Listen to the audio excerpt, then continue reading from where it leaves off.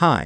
Today I'll show you this budget Boston musical microphone stand, MS1400BK with boom arm. I'll show unboxing and setup. This stand costs around $35, which is very cheap, as I also saw stands costing $250 in the store. I don't know what a 5-year warranty can be on a mic stand, but okay, it's mentioned here. As we can see, the packaging is as simple as the price for this floor microphone stand.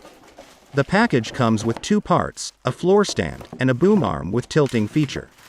For this price, there is even a lot to adjust. Not the prettiest, but in the Techscrew channel, functionality is more important than look.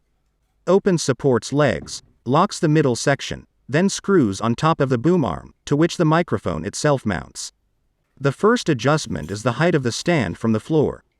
This is adjusted by loosening the lock, and then tightening it so that the stand does not fall down. The second adjustment is tilting, which is fixed with this metal screw.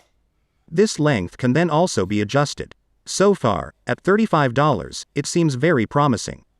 Then all that's left to do is add a microphone. This stand comes with a standard thread and adapter. A cool extra is a plastic cable retainer.